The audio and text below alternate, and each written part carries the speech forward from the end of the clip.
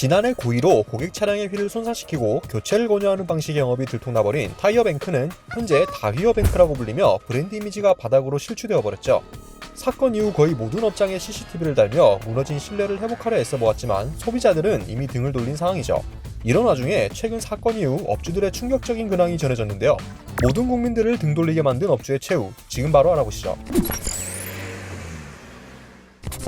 다휘어뱅크라는 별명을 얻게 된 사건의 전말을 다시 살펴보면 작년 10월 21일 자동차 커뮤니티에는 고발합니다라는 제목의 글이 올라왔는데요.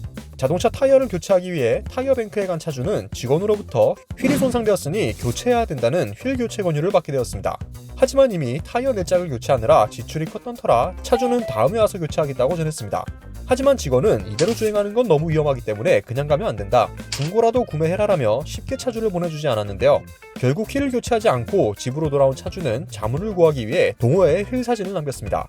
사진을 본 동호회 회원들은 손상 부위가 이상할 만큼 깔끔하다, 타이어뱅크 갔다가 비슷한 상황 2번이나 봤다라며 주행으로 인한 손상이 아닌 것 같다는 의견을 내놨죠. 이에 혹시나 하는 마음으로 차주는 블랙박스를 확인했는데요. 영상엔 타이어뱅크 직원이 고의로 휠을 훼손시키는 장면이 정확하게 녹화되어 있었죠.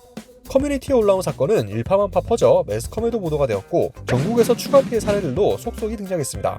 하지만 당시 타이어뱅크 측은 사건의 혐의를 인정하면서도 해당 커뮤니티 게시글을 신고하며 삭제를 요청했고 이후 사과문을 발표했지만 사과문에는 가맹점과의 계약 시에 부정 판매 금지 조항이 있어 이를 어기면 계약이 해지된다는 내용을 담으며 이번 사건은 전적으로 가맹점의 일탈로 본사가 오히려 피해를 입었다는 주장과 동시에 책임 회피의 모습을 보여준 것이죠.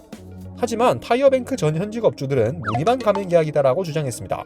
본사가 가맹점별로 목표 매출액, 이른바 인덱스를 정해주고 실적을 지속적으로 압박했다는 것인데요. 목표치를 채우지 못한 가맹점주와는 계약을 해지하고 직원으로 강퇴시킨 후 탐매장으로 전출시키기도 했다고 합니다. 심지어 가맹점 직원들의 휴무와 급여까지도 본사가 직접적으로 관여했다는 증언도 있었습니다. 전직 점주는 명의만 내가 사장이고 그저 직원이다라고 전했습니다. 이후 본사는 뒤늦게 가맹점 계약이 아닌 리스토ck 프랜차이즈 형태라고 밝혔고 관리 차원에서 최소한의 조치만 취했을 뿐 과도한 실적 압박이나 간섭은 없었다라고 주장했죠. 결국 타이어뱅크는 개인 사업자로 운영되고 있지만 실상은 본사에서 파견된 권역별 지부장들이 존재해 이들의 지시 감독을 받고 있는 것이었죠. 해당 사건이 일어난 지점은 타이어뱅크 광주 상무점으로 지난 12월에 업주가 바뀌고 영업을 재개했는데요. 당시 네티즌들은 사건 관련 고소장이 수십 건 접수됐음에도 영업을 재개하는 건 꼬리 자르기라며 비판하기도 했죠. 바뀐 업주는 영업을 재개하며 고객님들이 보관한 스노우 타이어 교체와 밸런스, 위치 교환, AS 등의 요청으로 재오픈하게 됐습니다. 새롭게 상무점을 운영하게 된 사업주이며 정직, 신뢰, 믿음으로 운영하겠습니다라고 대형 현수막을 걸어놓기도 했습니다. 업주는 언론과의 인터뷰를 통해 제가 원해서 상무점에 온 것이다, 어려울 수 있지만 정직과 신뢰 쌓기가 중요하다고 생각한다라는 입장을 밝혔습니다. 또한 신뢰를 확보하기 위해 고객에게 현장 CCTV도 공개하여 작업 현장들을 보완하겠다라며 바뀐 모습을 예고하기도 했습니다. 하지만 네티즌들은 이미 부모도 걸고 영업했으면서 겨우 CCTV로 비겁하다, 물론 다 나쁘다는 건 아니지만 이제 CCTV 안 보이는 대로 가져가겠네, 나쁜 놈들, 사건 전부터 말 많던 곳이라 자업자득이다, 못 믿지 안 믿어라며 이미 거들떠도 안 본다는 반응들을 보여주었습니다. 그렇다면 현재 다른 타이어뱅크 업장의 분위기는 어떨까요? 매장마다 다른 분위기를 보여주었는데요.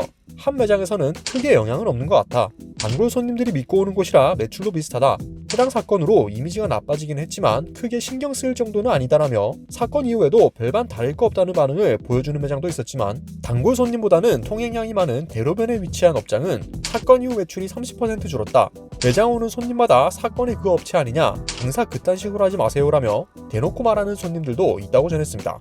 소비자들의 신뢰를 저버리고 추락한 기업이 다시 금형성을 얻기는 어려울 텐데요.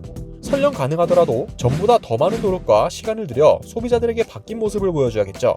현재 타이어뱅크의 상황은 쌍용 자동차의 모습과 비슷하다고 볼 수 있겠네요. 과연 타이어뱅크가 좋은 모습을 보이며 등을 돌린 소비자들의 마음을 다시 얻을 수 있을까요? 여러분들의 생각은 어떠신가요? 댓글로 남겨주시면 감사드리겠습니다. 오토포스트 이슈플러스였습니다.